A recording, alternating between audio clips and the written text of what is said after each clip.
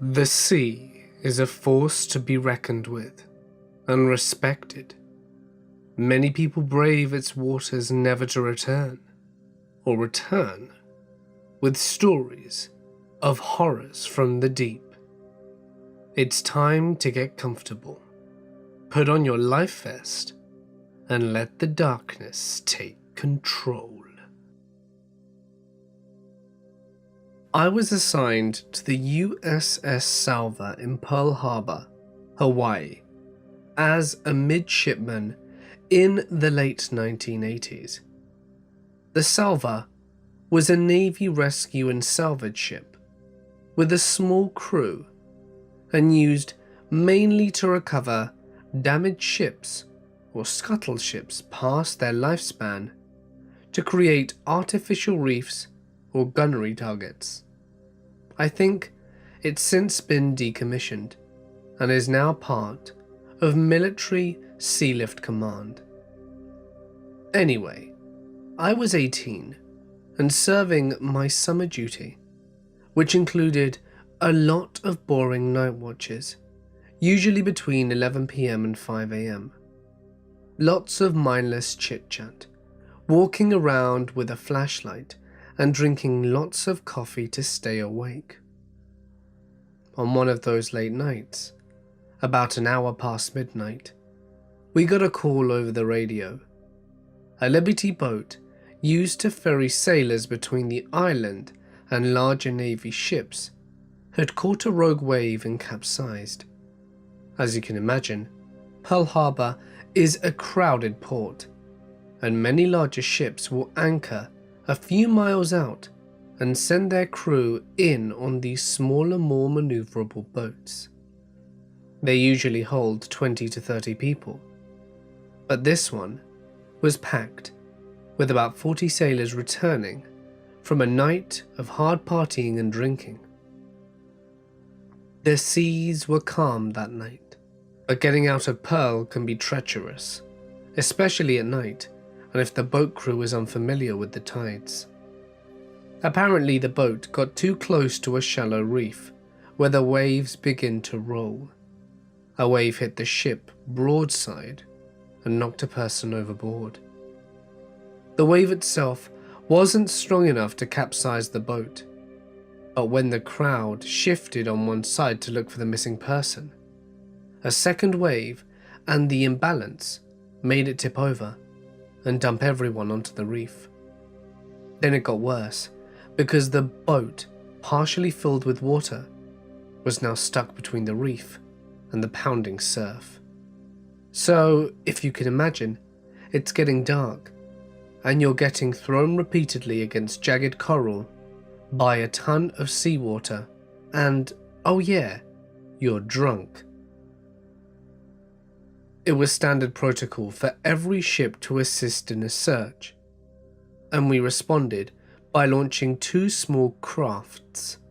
I was in one of them, manning the searchlight. Our boat was a small 30-footer, and it had a large searchlight mounted on a tripod. It reminded me of one that you might see on an old movie set. It takes about 20 minutes to get close to the accident, and we've got to maneuver so we don't end up in the same situation. Remember, this was before GPS, so our helmsman had a general idea of the accident location and was taking a bearing and using the boat's compass to get us there. Real old school. As we approached the scene, I could see the silhouette of the hull, but couldn't hear much over our engines. As we cut the engines, we tried to home in on anyone in distress. It was eerie because there was very little moonlight, so objects went from invisible to brightly illuminated by the searchlight, then lost again in the dark.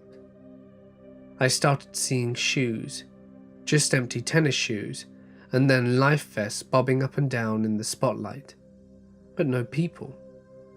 Then we saw parts of the boat. The waves had battered the boat against the reef and started tearing it apart. It looked more like the scene of a plane crash. You could also hear a rhythmic thum, thum, thum, spaced about 30 seconds apart, as the wave beat the boat against the reef. Finally, we heard screams, and we shined the searchlight to see a group of 3 to 5 people clinging together and screaming. As we got closer to pour them on the boat, we realized they weren't screaming for help. It turns out most sailors on the boat were Navy divers and a few SEALs, but there were also a few girlfriends picked up earlier that night who shouldn't have even been on the boat. Even intoxicated, the sailors knew exactly what to do as soon as they hit the water. Ditch your shoes and life jacket. In heavy surf, the life jacket just adds to your surface area and makes it harder to swim away from the reef. Some of the girls apparently didn't know, and were trapped between the reef and the boat. A few Coast Guard boats and helos showed up around that time, and the professionals took over the rescue operation. We stayed on the scene for another hour, swinging the searchlight looking around for any stragglers. I believe at least 2 people died that night, pinned between the reef and the swamped boat. I think a second person may have drowned unable to swim due to intoxication. Not necessarily the scariest story, but it was definitely a night I will remember. My dad used to be an Abalone diver as a young man in Victoria. Money by the bag if you wanted it enough. Though half the guys that do it act like they're on cocaine most of the time from the nitrogen in their blood. So it's a dangerous game you can only play for so long. There's one story he told me once, and only when he got drunk on his 50th, about an encounter he had whilst diving with a mate. The water down in that part of Australia is thick and black and cold. The kelp is so thick that some people get lost in it. They tangle their breather hose and, more often than you'd think, just disappear. Anyway, he's diving off a shelf face about 90 meters, and it's completely black. He says you would just pull yourself along the face, grabbing abalone by feel. The pressure is enormous, and there are great whites swimming around with their mouths open, who regularly attack divers and cut air hoses, which means by the time you realize, you're dead. Well, without rambling, he was making his way along this shelf, collecting, and felt a nudge on his back.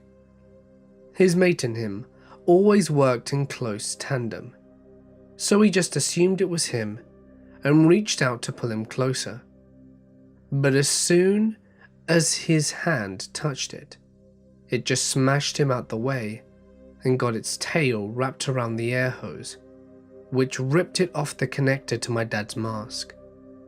So he immediately got his little pen light out that he kept on his diving belt for checking cuts, which were bad to get when there are Noahs around, and he sees the end of the hose a few meters away spewing bubbles. The thing that gives me chills is the way he describes that in the inky darkness 90 meters down, he could see nothing but the reflection of the bubbles from the hose and the dark, lifeless eyes of the great white behind it. From what I can piece together from the old story and anecdote, it was the last dive he ever did, recreational or commercial. He never told anyone except me and one of his brothers, and I'd never dare tell my mum. I was on a sailing boat, heading out of the Straits of Gibraltar, on the way across the Atlantic. I was on watch. It was the middle of the night, and picked up a boat on radar to the northeast. doing about 6 knots. I watched it coming in, and made a course correction to keep a safe distance and show I intended to pass port side to the port side. Over the next couple of minutes, the other vessel slowly altered course to bring the range down that we would pass at. This is a bit of an arsehole move, but not uncommon.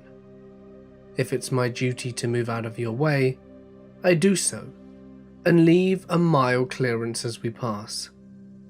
Some guys, mainly Eastern Europeans I find, if they're off course themselves, will push into that mile to get back on course. They're not supposed to, but it happens. So I figure arsehole at the helm, but the course continues to correct until he's on collision course with me. By this point we're quite a lot closer, so I have to make another direct correction to avoid a collision, while pointing out the arsehole move to my buddy on watch with me, and try to hail the guy on radio. Again, the oncoming boat alters and cuts into that mile. At this point I was concerned. I asked my buddy to wake the captain. We're not in any danger of collision as we're doing 14 knots and they're doing 6. However, we're not maintaining a safe distance anymore, and being off the coast of North Africa, there's a chance that we're about to meet some pirates. So by the time the captain gets there, the course is closed to collision again. I explain the situation, and the captain takes command and makes another correction. Still, the boat follows us, but doesn't have the speed to turn this into a collision course. In the end, we pass a couple of 100 meters, point the searchlight to the boat, and it's about a 40-foot sailboat under full sail with wind vane steering and no one at the helm, just cruising about wherever it feels like. The wind had come round by chance as we manoeuvred, and left this nutcase with a boat heading down the west coast of Africa, when I guess the destination was supposed to be the Mediterranean. It was quite creepy to watch. My dad worked in the offshore drilling industry in Nigeria in the 90s, and him and some French company men were heading out on a platform when they got boarded by pirates. 5 Frenchmen got beheaded before my dad and the rest of the crew took the ship back. He told me about this when I asked him if he ever killed someone.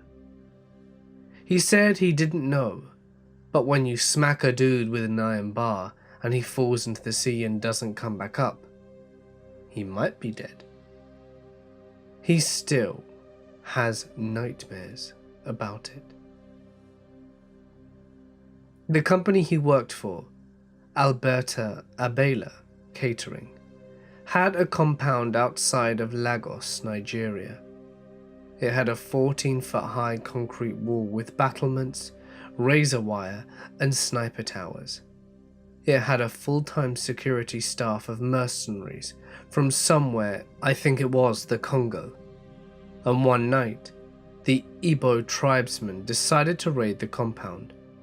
So, like 100 of these guys assaulted the compound, throwing thick rugs over the razor wire and having guys lay on it and their buddies run over the top. The mercenaries managed to kill all of them, and I think 5 of the mercs got killed with machetes. My dad said they were burning bodies for 2 days after that.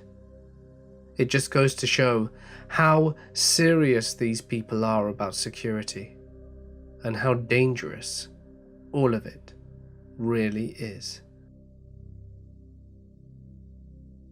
To give a little context here, for most of my life, I have endeavored to be as rational and as scientific as possible, and thus have been skeptical about the supernatural. I'm 33 now. I came to the realization that I cannot intellectually claim any certitude about whether or not supernatural entities exist. But emotionally, I believe in something.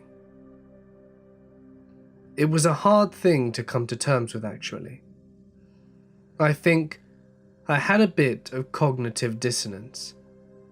Rationally, these things do not exist, but I still believe that they do, if that makes any sense. My personal encounters with the ghosties are pretty mild. But when I was very young, a door slammed in the basement, in a room where my sister, cousin, best friend and I were playing. We paused, looked at each other with terror-stricken faces, then clambered over each other, trying to run upstairs as fast as we could. We all remember the encounter to this day. Another time, I walked downstairs and saw my deceased grandfather's old rocking chair rocking back and forth by itself. Now this thing is really heavy. I mean, it's like a rocking chair built for industrial purposes. Thick, heavy wood, and it is a rocking back and forth. Full swing. There was no one else in the basement, so I thought that perhaps my cat had been sleeping on it and jumped off, and was hiding somewhere. After all, she did sleep there on occasion. A few months later, I saw my cat jump off the thing. She was on the very edge of the seat, which I imagine would create the most leverage for rocking. It did not budge an inch. But the story I wanted to tell you was one that happened to one of my friend's fathers, Vance. Vance is the quintessential outdoorsman. I would be hard-pressed to choose between him or Lestrade if I were ever lost in the woods and got to choose someone to be lost with me. He is a special needs teaching aide. Suffice to say, he is one of the nicest human beings that I have ever had the pleasure of knowing, and I have never known him to lie or exaggerate for that matter. He told the story just like he told his funny stories. He laughed throughout the whole thing, as if he couldn't believe what had happened to him. Anyway, in his younger years, he and one of his friends took a job for the Canadian government, where they had to catalogue an old ferry wreck in a lake in British Columbia somewhere. Apparently, sometime in the late 1800s, I know, nice and vague. It had sunk a bunch of passengers who obviously died, or something along those lines.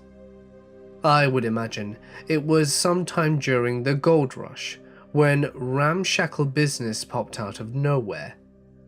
I cannot remember exactly, but I think he said it was Pigeon Lake, not the one in Alberta, but I could be wrong. No one seems to live on that lake today, from my satellite views of Google Earth, but there is another lake near it that seems to be a camping spot. Anyway, Vance and his friend, who are both certified divers, are driven and boated to the middle of the lake. They were the only ones there, as it was secluded, and seems to be to this day. The water is a bit murky. They have flashlights and have an alright view of things. They dive down. It may have been so deep that they had to acclimatise as to not to get the bends, but I have probably just added that myself over time.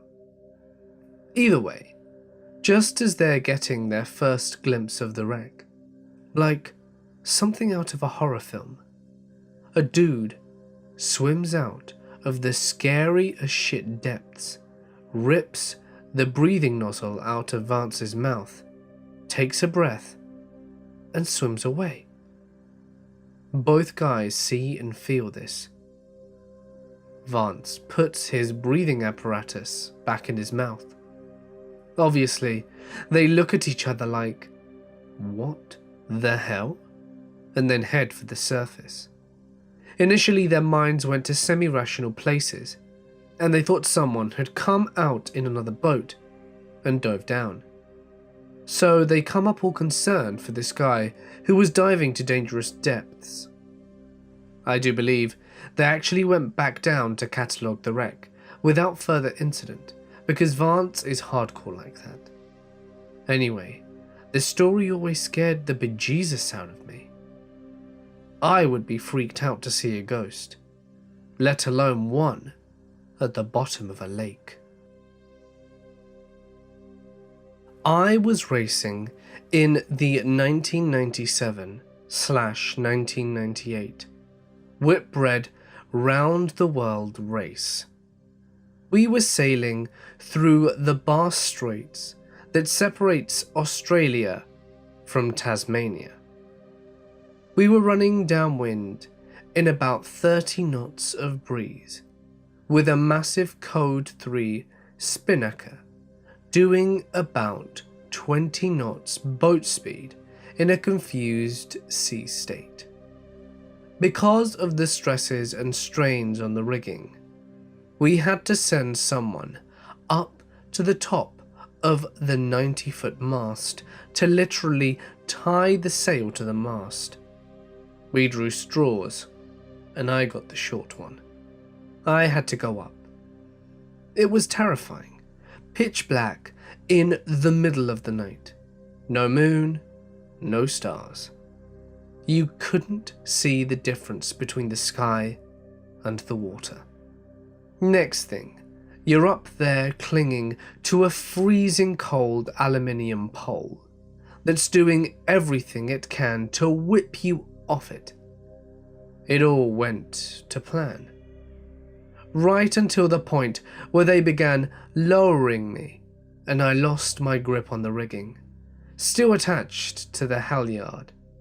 I was flung some 40 feet from the mast and got tangled up in the rigging and banged my head against something, blacking out for a moment.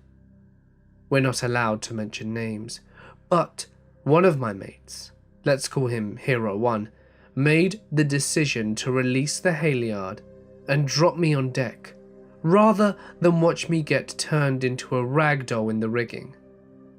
I fell 50 feet to the deck.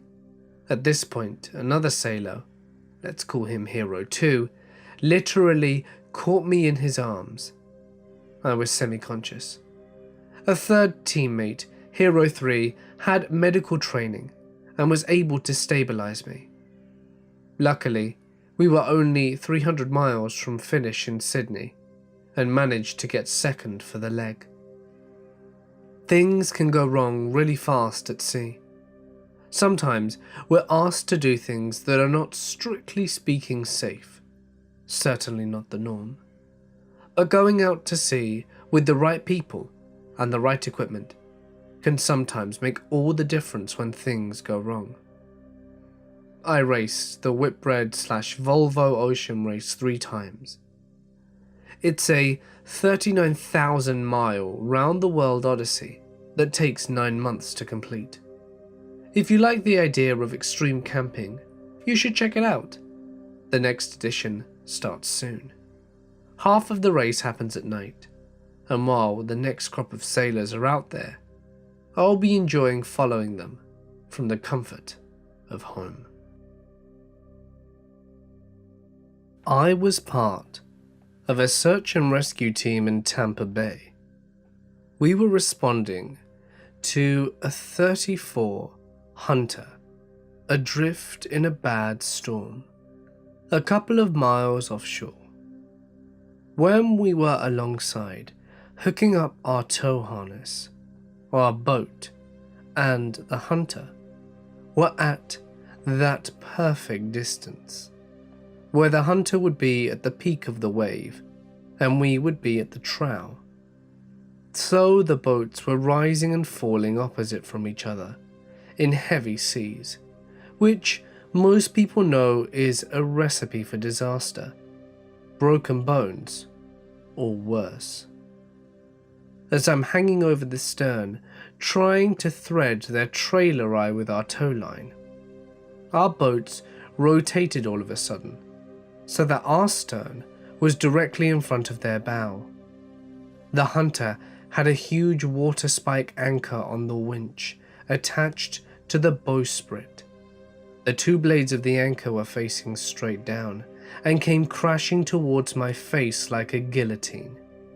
Out of nowhere, the crew members helping with the tow bridle grabbed me by my PFD and yanked me out the way.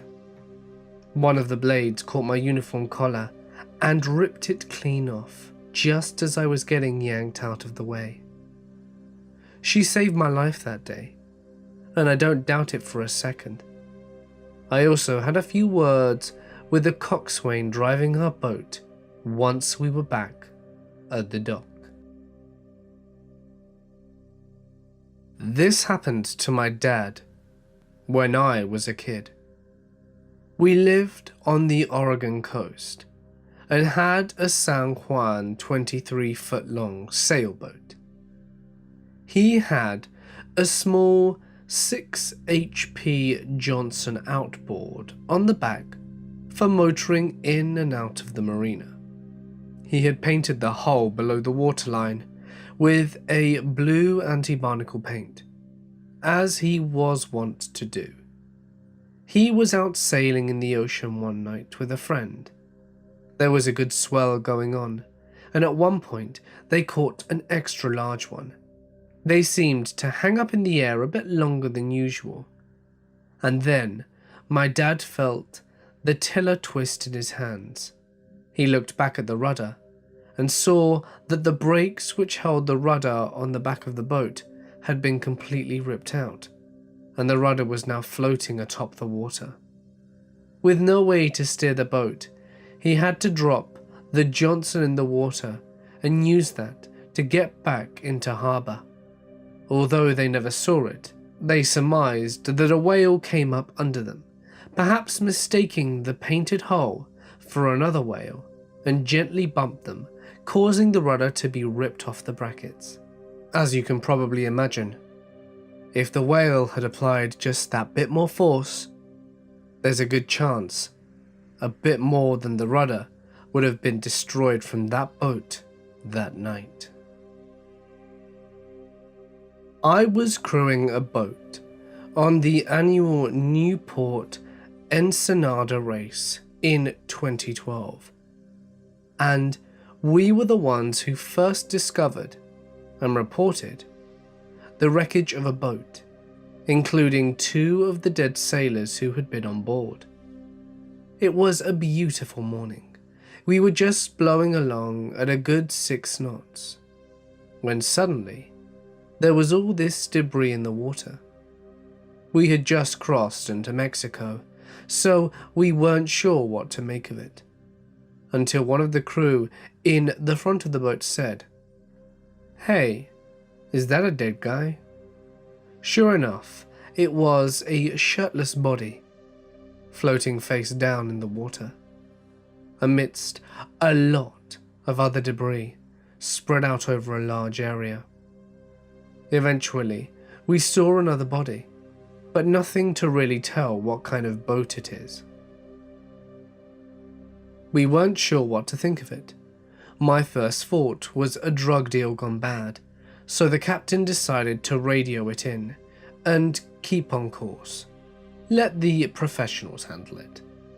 There was a Coast Guard helicopter on the scene within 5 minutes after we made the report, and then later, we learned little bits and pieces of information. For a while, we thought that it must have been a boat that ran into a large cargo ship running without lights or whatever. It gets very dark at night, and it wasn't a long time after we found the crew probably ran aground into an island in the early morning, and the boat disintegrated onto the rocks. All 4 of the crew were presumably killed, but I think they only found 3 of the bodies. So... The summer of 2012, I was fortunate enough to join a voyage from Bermuda to Haiti on the fastest tall ship, the Spirit of Bermuda. I was on deck on a watch which lasted from 8 p.m. to 12 a.m. I usually volunteered for bow watch, where you look out for debris, other ships, and whatever the instruments don't catch. The trip was fun, although generally uneventful until this fateful Saturday. It was 11:30 p.m, and there's moonlight, some clouds and stars. I could see quite clearly, so as per usual, I volunteered for bow watch so that I could skip out on any serious responsibilities, as I was 17. I'm leaning against the forward mast, gazing at the horizon and humming songs to myself. My eyes shift from port to starboard and up and down until they lock on a cloud cruising along the sky. Suddenly, the cloud parts and a long blue streak descends all the way into the horizon. Shooting star, right? No. The sky flashed a bright blue as well. Lightning? No. The night was calm as hell, and this beam of light was perfectly straight. I was sitting in blank awe for a couple of moments. Then I immediately ran for my watch officers at the stern of the ship. Everyone on watch that night was standing up with their mouths wide open. We all exchanged glances. I broke the silence and asked what was it. My watch officer, Jake, shakes his head and tells me he doesn't know, then taps the other officer, telling him to wake up the captain. I went down into the cabin to see if I could steal a peek at the sonar, as only officers could be around the instrumentals, but nothing was on the scope. The captain ended up telling everyone that it was no big deal and to carry on. To this day, I wish I knew what that was on the horizon.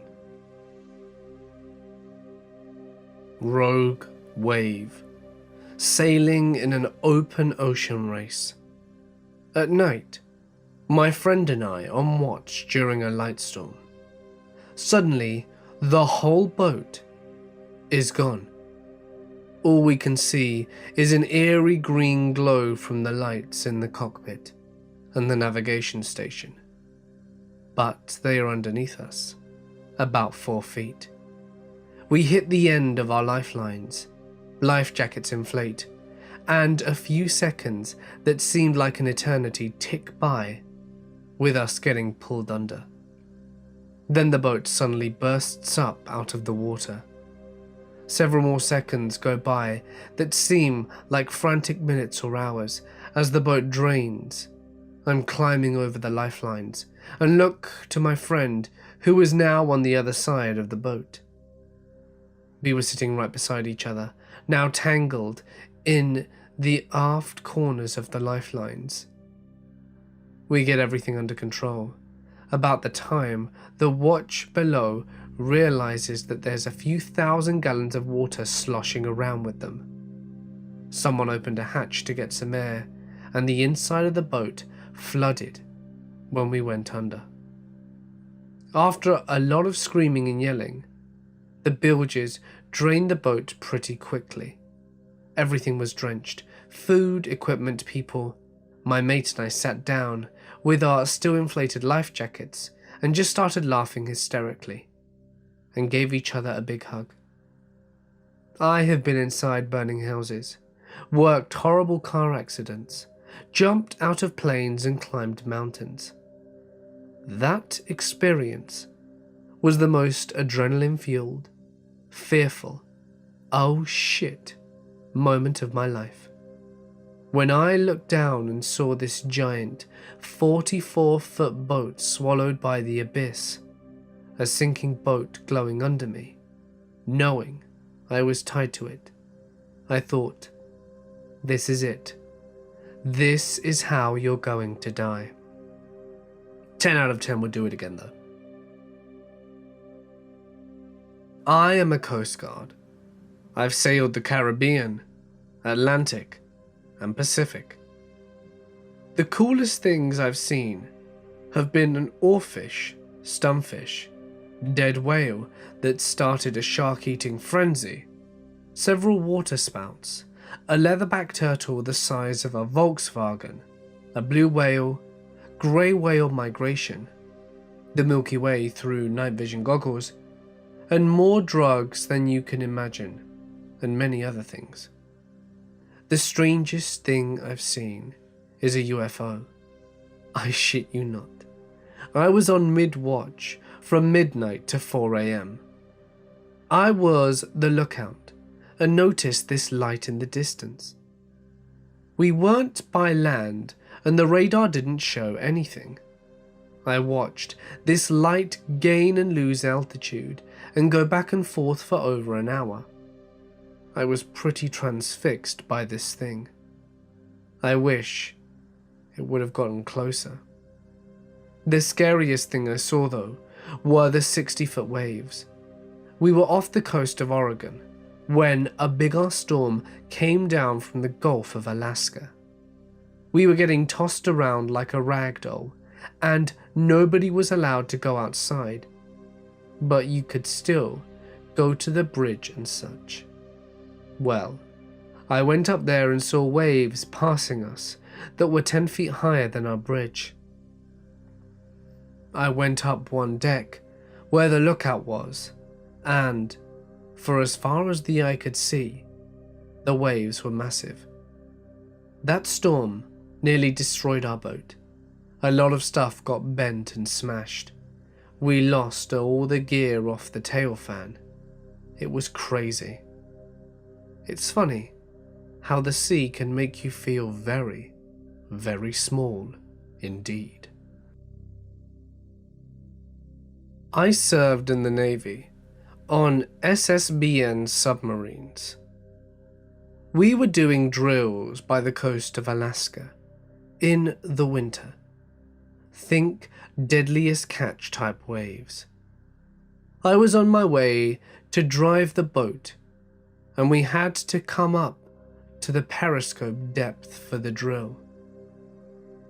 As we're coming up, you can start to feel the waves really bad.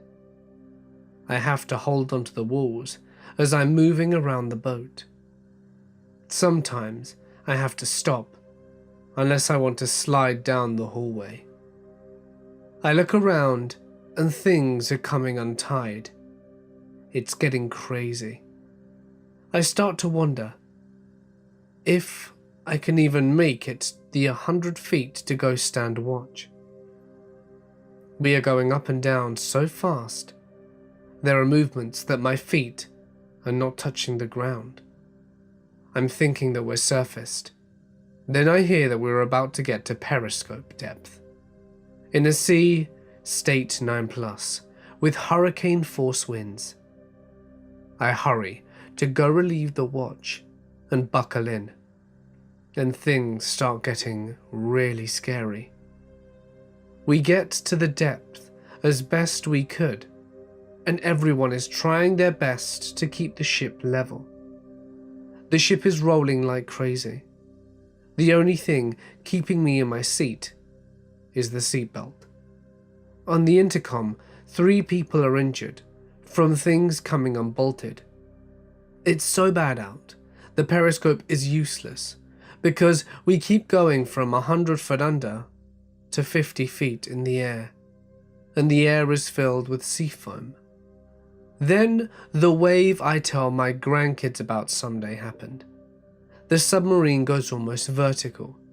You can hear the screams of men worried they will never get to see their wives and girlfriends again, and wondering if they will get to see tomorrow. Then we hit the peak of the wave.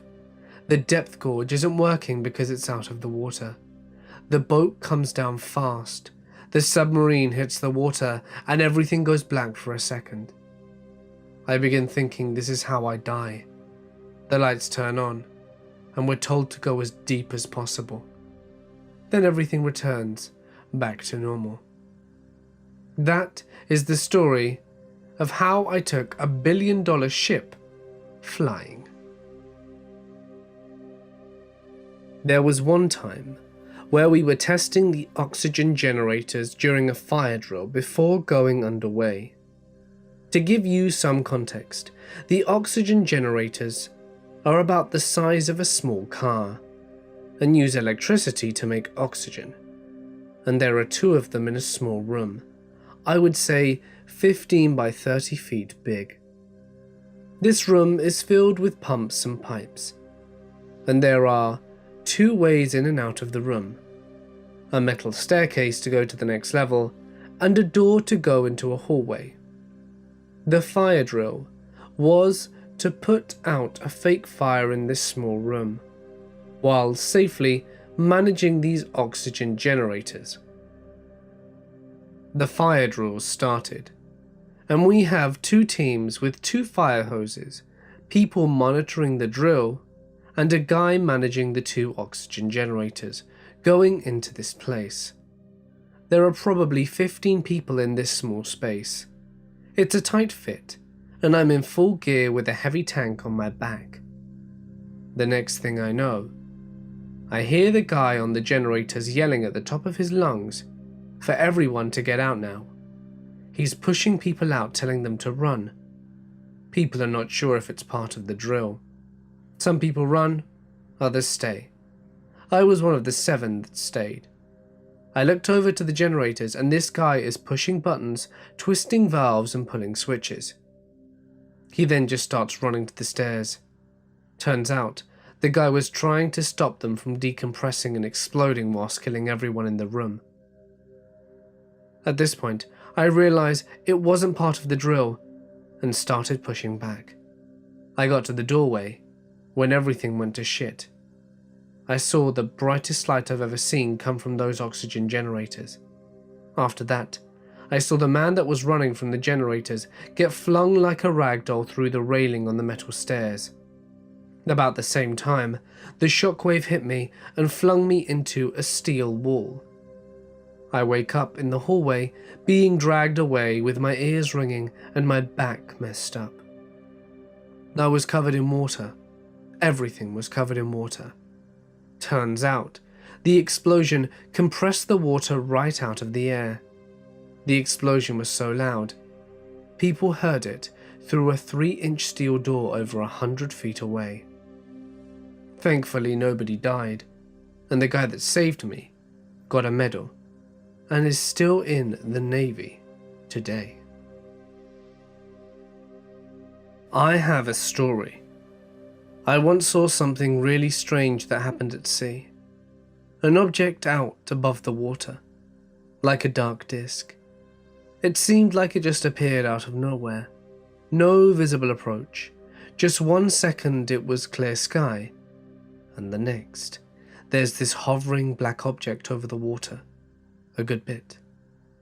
This was happening in the middle of the day, and we were standing on deck looking at it, with a couple of guys shouting about it with the typical, "What the hell is that?" This thing hovers there for about 30 seconds. Then, faster than we could see, hits the water. I assume it did, because there was a big splash, and it was obviously something that had gotten from the air into the water and disappears. A minute later, 2 FA-18 Super Hornets burn past directly over where this thing was hovering, not more than a minute or so before. The jets looked like they immediately pulled up after flying by the position where the thing decided to hit the water. This thing literally was there and it was gone. It looked black, but may have just been a shadow from the sun. Just a disc, no noise, no propulsion, no sounds at all. Just a weird feeling that came with its appearance and watching it dart into the ocean. We don't know what we saw, and we all kind of stood there looking at each other and watching the water over there for a while. Then we had to go on with our days.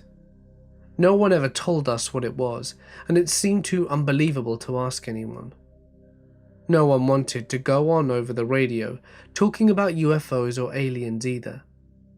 And, as we all just assumed, the authorities knew, because there seemed to be Navy jets flying after it. I don't think anyone really reported it. Who do you even think reports that when the US military says they aren't interested in them? One guy did take some video of it, and also caught the fighter jets fly past after the object entered the water. So, whenever I hear of, oh, if there was some UFO, someone would have caught it on camera, I tell them this: there are, and we have. I don't know what it was, but I don't think of UFO people the way I used to. I also guess from this that if they can move so fast, that's why we don't see them. Then it makes sense too. I was fishing in Florida, Gulf Coast, for grouper that we were going to eat later that evening. So me and a few buds out to this common wreck that sits on top of a pre-existing reef. No luck, but this isn't a problem. We would just go further and go for tuna. The fish also known as mahi-mahi. So we head out to this drop-off. The actual marine mammals start following us in our wake. Now this isn't uncommon whatsoever. I watched them blissfully whilst the rest of my friends were looking on the charts for where we start to drift. All of a sudden, the fish are gone.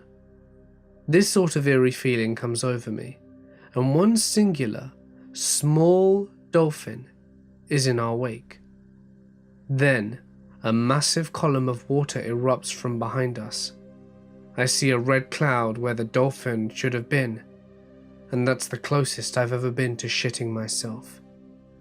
My instinct is to run and get my friends, and then get a line in the water. They were dismissive, but it happened near the drop-off anyway, and they do turn around. They can see the slightly diluted cloud of blood where the dolphin was. We get a line in the water, and after 5 minutes, it keels over and snaps. We get one with a wire lead in the water, and nothing bites. Honestly, it was a mako, or maybe a great white shark, but it was just the strangest thing that's ever happened whilst fishing. Oh, and we caught a 75-pound yellowfin that day, and it was some of the best fish I've ever eaten. One time, I was with my dad when I was 10, and we boated out to the Sombrero Key Lighthouse to snorkel. Sombrero Lighthouse is 5.5 miles offshore, and the water is pretty deep at some points. It was a very choppy day, and so, on the way, I immediately knew it was a bad idea. So once we got out there, we got our gear and dove in. After 5 minutes of staring down into 20 to 50 feet of darkness and mixed up sand, I noticed about 10 to 15 shaded objects darting around in the water. Not thinking about it, we ignored it for a while. We didn't realize we were surrounded by sharks until we saw a grouper getting eaten right below us. Fear and panic swooped over me as I turned into Michael Phelps and tried to bolt the hell out of there. After what seemed like forever, I noticed that my dad was already on the boat, and that I was even further away. It turns out I'm no Michael Phelps, and the waves were now 10 feet high, and they took me back further every time. It took me 20 minutes to swim back to the boat, while swallowing water and crying. Once I got on, I threw up multiple times, and we went home. I'm still thankful the sharks didn't bite us, and that we didn't drown. That trip sucked. My dad owns a fishing boat. So, we used to go offshore fishing very often when I was younger. I have a few not so creepy stories. The first one was on our trip to the Florida Keys. We were maybe 30 miles offshore, no land or other vessels in sight. We were hauling ass away from some really quickly approaching storm clouds when I saw a funnel cloud appear. It was kind of eerie being an 8-year-old, seeing this shit a few thousand feet behind you, knowing that if it got close enough to us, we didn't make it. No one would ever know for a long time, and there's nothing we could do about it. Another time, when I was 10, we were trolling on fish 40 miles off the coast of Bimini in the Bahamas, and this large lump floated within a few feet of our boat. It was a dead sea turtle, a pretty big one too. We gaffed it, flipped it over in the water, and there was a huge basketball-sized hole through its underside, and it went all the way through its body until it reached its shell area. It was like a nice neat cylinder had been carved out of its body, and it looked flat black. I don't know if it was just rotting, but it almost looked charred. Turtle also had numerous hooks and cut lines coming out of its mouth, which is pretty normal for dead ones. We set it loose. The last story. I was around the same age, and we were offshore fishing for mahi pretty much all day. I don't remember if we were on the Gulf side or Atlantic side, but the water was seriously deep and blue.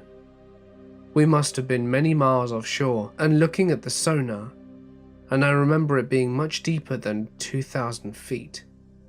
Anyway, about midday, bored 10-year-old me was sitting on the roof of our center console, and I see this dark shape about 20 feet under the surface. It was seriously huge and definitely not a whale or anything. It was a man-made, gigantic-ass submarine, and it was right next to our boat, like 20 feet away. It stayed next to us for about 60 seconds, then submerged slowly and went on its way. It was so creepy, seeing it out in the middle of absolutely nowhere, and knowing that there were people right inside it, probably staring at us. My dad and I were fishing off the Florida Keys. We had our anchor out and had been fishing for about an hour. 15 minutes later, the boat gets bumped and we rock a little bit. My dad jokes, saying, "Looks like Jaws is after us, better stay away from the edges." 10 seconds after him saying that, the boat begins moving backwards, as if we're being towed by our anchor line that's in the water. Whatever it was is now dragging the boat backwards, slowly getting faster, and our boat is getting pulled under too. Next thing I hear is, "There's no bloody way." As my dad drops his pole, runs from the front to the back, grabs a knife, and cuts the anchor line. After that, we decided that fishing was not in the cards for that day. I've had some very scary things happen to me whilst out at sea. The first is that a sailor on a smaller ship in our battle group jumped and killed herself. They stored her body in our freezer, in that we had more room, until we pulled into port. Security personnel always wear their cover, but have to take it off in the mess decks. They say it's to honor the dead. Owner's story. I was 18, slightly nerdy, and I was not a drinker by any means. Let's get to the funniest part of this entire story out the way right now. I'll admit it, I had a bowl cut. You'll see. I was best buds with two guys I had known for years, Ryan and Dave. Ryan's dad was an airline pilot and had some free tickets to Hawaii, so he offered to take us all on a long weekend. Needless to say, we were stoked. I had never been to Hawaii before, and I was looking forward to the experience very much. I'm 35 years old now, and my memories are spotty, but I will describe things as best I can. The flight was long, but soon enough we arrived in the base model Ford Mustang convertible capital of the world. It seemed as if that were the only car available to rent on the island. Ryan, Dave and I were lucky enough to have our own room, which meant trouble at that age. We did some bar hopping and found it quite difficult to get alcohol from bartenders, since we all looked pretty damn young. Desperate times required desperate measures, so we found a guy in the stairwell in a hotel named Cal and asked him to buy us some booze. He agreed, and the debauchery ensued. Dave and I did a bit of drinking in the hotel room, and Ryan did quite a bit more. He was in pretty bad shape, and the place was a disaster. Beer cans were strewn about, and everything was a complete disarray. Ryan was sitting on the toilet in the bathroom, puking into the shower, when his dad called. He didn't like what he heard and said that he was coming up to check on us. He was in the same hotel only a few floors away, so we freaked out. It was a mad scramble to clean up the room and put the beer cans into a trash bag and dispose of it in the stairwell before his dad got there. We kept Ryan in the bathroom and somehow convinced his dad that everything was acceptable and he just had a stomach bug. In hindsight, his dad almost surely knew what was going on, as he kept a much closer eye on us from there on out. On one of our adventures outside of the hotel that night, we saw an advertisement in a bar for a booze cruise. The flyer made it sound like a ton of fun, complete with hot chicks, music, dancing, alcohol, and a massive floating trampoline. What more could an 18-year-old ask for? Absolutely nothing, so we decided to see if Ryan's dad would allow us to go. I believe we told him that we wanted to go on a cruise, while conveniently leaving out the part about the booze. So he didn't seem to have much of a problem with us going. There was a catch. The booze cruise was on a Sunday, and Ryan's family were quite religious. Dave and I were given the option to go to Sunday Mass, while Ryan was not. We all went back to the hotel room that night to ponder the situation. The next day, we all met up with Ryan's dad early in the morning and rendered our verdict. In true Top Gear spirit, when one of the comrades was in need and the open road was ahead of us, Dave and I did what we had to do. We left Ryan to go to church with his dad and got the hell on that ship. And damn, was that a good decision. Sort of. I went to a small high school with a graduating class of less than 60, and definitely wasn't a big partier. This cruise was absolutely nuts, especially for me. Loud music was blasting, tons of meatheads were screaming and being obnoxious. Beautiful women in skimpy bikinis were on their backs with cheering crowds around them as whipped cream was sprayed into their navels. Guys were doing body shots off of topless girls, making out, you name it.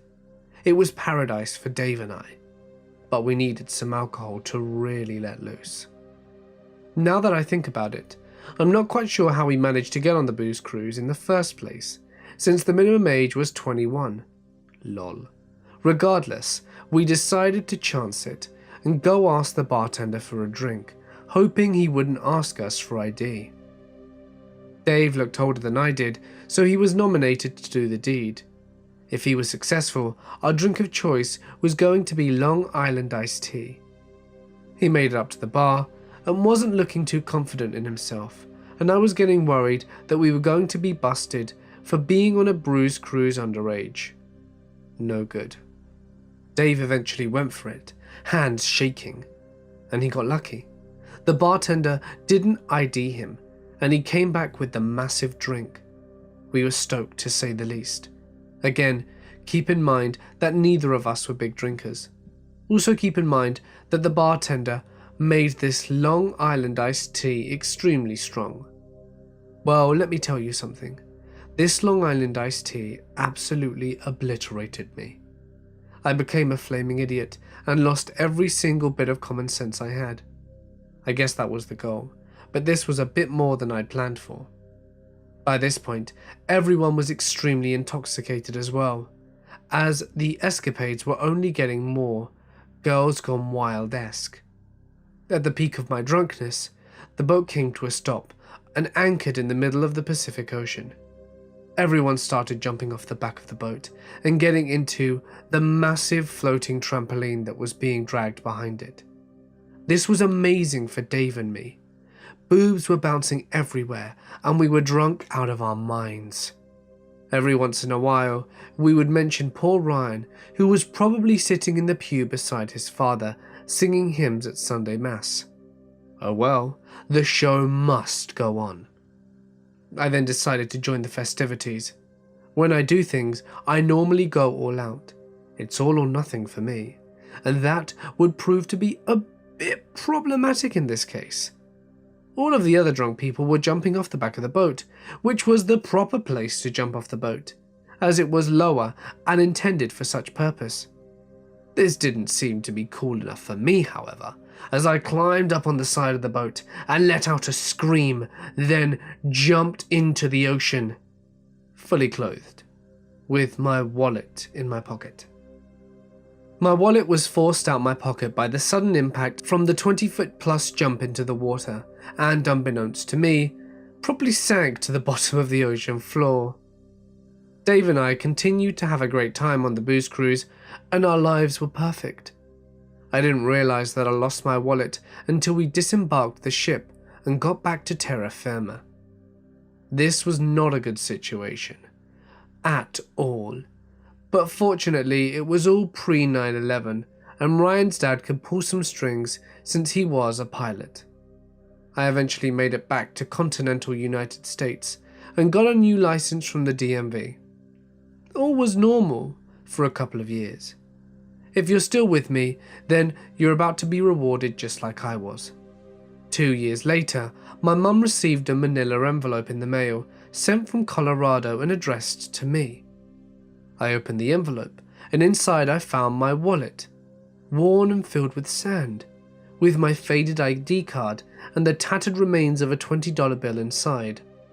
Also, in the envelope, was a handwritten letter that read, "My husband, Oliver, found your wallet in 90 feet of water. He was doing his 2 weeks with the Navy Reserves. He teaches scuba and is a master instructor. That day, he had a group of 8 people out in the ocean when he found your wallet. I hope you received this and haven't moved. I wonder how long it's been in the ocean in Hawaii. Sincerely, Margarita." I was floored. I could not believe this wallet made it back to me, years after my stupid ass had lost it in the middle of the Pacific Ocean. We were miles from shore when I jumped off the side of the boat, and as the letter said, the diver found my wallet in 27.432 meters of water. Absolutely astonishing, if you ask me. My mum saved it for all these years, and I just got around to taking some pictures earlier tonight. Anyway, I hope you enjoyed the story, guys. You'll be able to find the picture as proof on screen. Hey guys, it's Mort here, and thank you so much for listening. The sea can be very dangerous, so please be careful in its waters, and let there be one less horror story in the world. Also, to make things easier for anyone new, I've spent a while organising a whole lot of new playlists on my channel. If you just scroll down the main channel page, you'll be able to find them. I hope you guys enjoy. If you liked the video, please remember to drop it a big thumbs up and consider subscribing, and hit the little bell icon for even more stories every day. Don't forget that if you would like me to read your story on my channel, you can send it to my email or share it to my Reddit, which is of course available in the description. Please make sure you include as much description and punctuation as possible to maximize the chances of it being read. But anyway, for now guys, I'm going to sign off. Stay awesome, and I'll see you in the next one.